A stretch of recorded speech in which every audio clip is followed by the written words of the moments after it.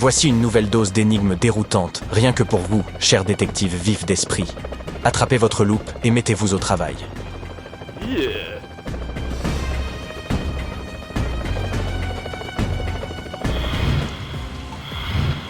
Tom a disparu à 22 h, un vendredi d'automne.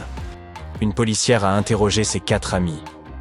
Elle soupçonnait l'un d'eux d'être impliqué dans cette disparition. Elle leur a demandé ce qu'il faisait à ce moment-là. Adam a répondu qu'il se choisissait une tenue pour un rendez-vous. Daniel se préparait pour une fête qui devait avoir lieu dans son appartement. Sophia a expliqué qu'elle se détendait en faisant du yoga avant son travail de nuit. Et Jacques observait des oiseaux dans le parc. Après avoir interrogé tous les suspects, la policière a arrêté l'un des amis de Tom. Qui cela pouvait-il être?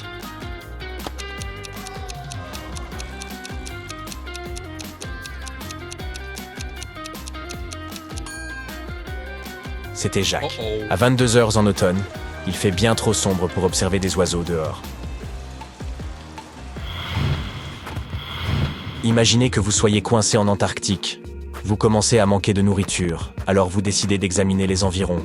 La neige est si blanche qu'elle en est littéralement aveuglante. À un moment donné, vous tombez sur un large fragment d'ossement avec une fissure assez grande pour y insérer un couteau. Vous pensez que cet os pourrait s'avérer utile plus tard et décidez de l'emporter avec vous. Quelle est la meilleure façon de l'utiliser? Le fendre et l'utiliser comme un second couteau? Fabriquer un masque de protection pour vos yeux ou vous tailler une flûte pour vous distraire de cette situation désespérée?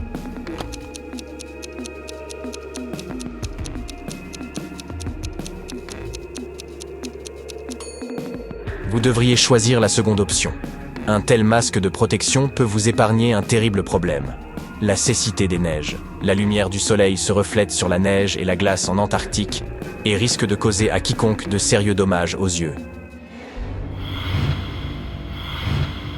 À présent, vous êtes prisonnier d'un vaste château abandonné. Il n'y a pas de lumière et il semble ne pas y avoir âme qui vive.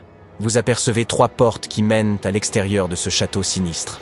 Mais derrière la première porte se trouve une pièce remplie de serpents venimeux et d'araignées.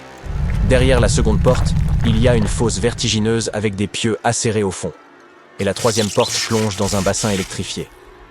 Quelle porte allez-vous risquer de franchir?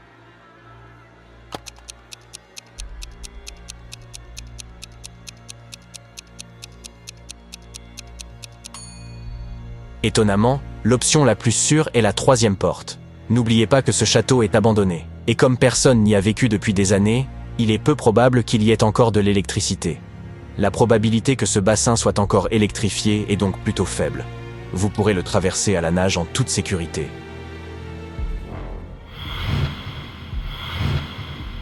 Imaginons maintenant que, pour une raison saugrenue, vous vous retrouviez dans une arène de combat. 3 créatures vous y attendent et vous devez affronter l'une d'elles pour survivre. Le premier monstre arbore la tête d'un serpent à sonnette et le corps d'un furet géant. Le deuxième possède le corps d'un gorille et la tête d'un alligator.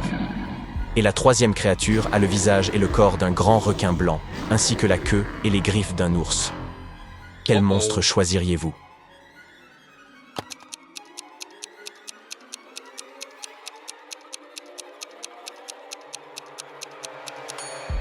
Les 2 premiers monstres feraient des adversaires extrêmement dangereux. Imaginez combien le serpent furet pourrait être agile et venimeux, et le gorille alligator serait bien trop fort pour que vous puissiez le vaincre. Quant à l'ours requin, vous savez que les requins ont des branchies et ne peuvent pas respirer sur terre. Il vous suffirait donc d'attendre un peu, et cet adversaire ne tarderait pas à mordre la poussière par lui-même. Imaginez qu'un cambrioleur tente de pénétrer chez vous. Vous ne pouvez vous défendre qu'à travers la boîte aux lettres de votre porte pendant qu'il essaie de jeter un œil à l'intérieur de votre maison. Quel moyen de défense adopteriez-vous? Une tarentule sur un bâton d'1,20 m de longueur? Une sarbacane en bambou d'1 mètre et quelques pois surgelés? Ou une souffleuse à feuilles? Un élastique? Un rouleau de papier vide?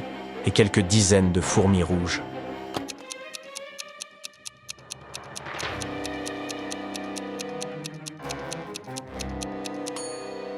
Le problème avec le bâton, c'est qu'il est trop court et qu'il y a un risque que la tarentule revienne vers vous. Envoyer des petits pois surgelés au visage du cambrioleur ne sera probablement pas suffisant pour l'arrêter. Optez pour la troisième option. La souffleuse à feuilles enverra des fourmis dans le visage du voleur à travers le rouleau de papier, et cela terrorisera probablement le criminel.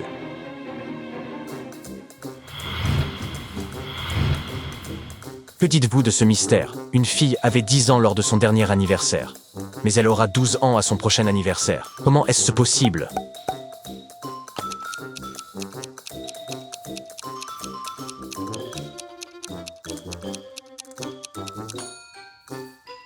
La fille célèbre son 11e anniversaire aujourd'hui.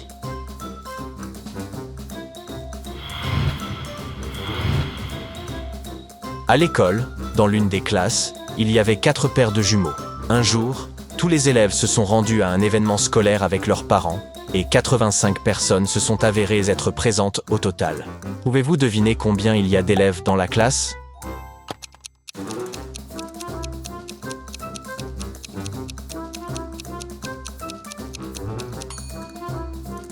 Puisque chaque paire de jumeaux a très probablement des parents différents, 4 paires de jumeaux et leurs parents représentent 16 personnes. Les 69 personnes restantes sont des élèves ordinaires et leurs parents. Chacun des élèves non jumeaux a 2 parents, donc le nombre d'élèves non jumeaux est de 23 élèves. Ainsi, au total, il y a 31 élèves dans cette classe. Stéphane a appelé la police pour signaler que ses objets de valeur avaient disparu. Lorsque les agents sont arrivés, l'homme leur a raconté son histoire. « Je suis parti en camping tout seul. Je venais juste d'arriver et de piquer ma tente quand il a commencé à pleuvoir très fort. Je me suis dépêché de trouver du bois de chauffage sec. J'ai laissé mon sac avec mon portefeuille et tous mes papiers dans la tente. Quand je suis revenu, tout avait disparu. » Les policiers n'ont pas cru Stéphane et lui ont infligé une amende pour ses fausses déclarations. Comment ont-ils compris que l'homme mentait?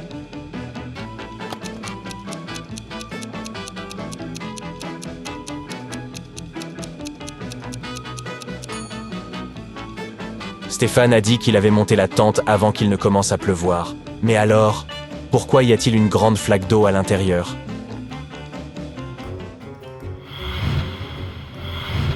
Deux amis, Anne et Marie, étaient partis se promener. Soudain, il a commencé à pleuvoir abondamment. Les jeunes filles ont aperçu une maison qui semblait abandonnée et ont décidé de s'y abriter. Lorsque la pluie a cessé, elles se sont rendues compte qu'elles avaient très faim. Elles sont donc parties chacune dans des directions opposées pour trouver des vivres. Anne a vu un pommier et a immédiatement croqué une pomme. Tout à coup, elle s'est elle-même transformée en arbre. Une demi-heure plus tard, Marie est arrivée au même endroit, à la recherche de fruits et de son ami. C'est alors qu'elle a entendu quelqu'un dire « Ton ami a été transformé en arbre. Il te faut trouver cet arbre pour la ramener. Tu n'auras qu'une seule chance. Si tu te trompes, elle demeurera un arbre pour toujours. » Marie était terrifiée. Pouvez-vous l'aider à découvrir quel arbre est son ami?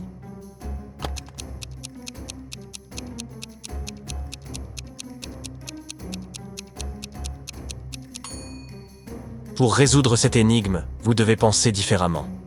Puisqu'il a plu il y a une demi-heure, tous les arbres de la forêt sont humides. Le seul arbre qui ne soit pas mouillé est donc Anne, l'amie de Marie.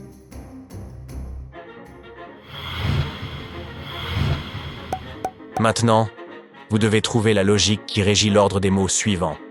Coin, bleu, roi, astre, zinc, fils, fête, cuite, bluff, vis.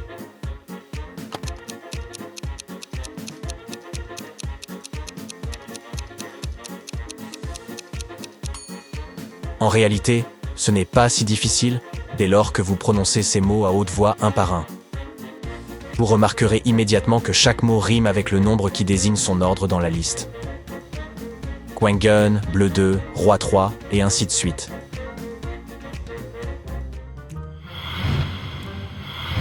Par une belle matinée ensoleillée, un vampire s'est réveillé assez tôt et est allé se raser dans la salle de bain.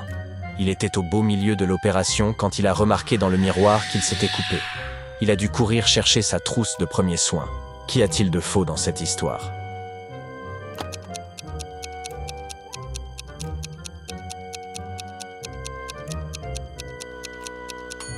Le problème principal, c'est que les vampires ne se reflètent pas dans la glace. Regardez attentivement cette image. Pouvez-vous deviner à qui appartient ce mignon petit chien-chien? Voici un indice. Faites attention à tous les détails. On ne sait jamais ce qui peut être utile.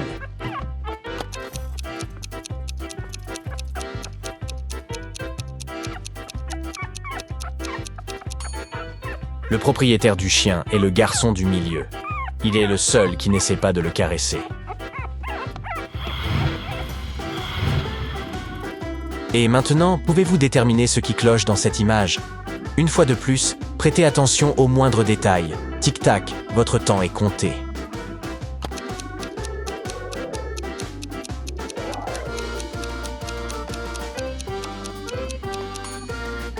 Celui qui n'a pas sa place dans cette image est ce perroquet bariolé. Comment a-t-il atterri ici? Les perroquets ne sont pas réputés pour leur amour du froid.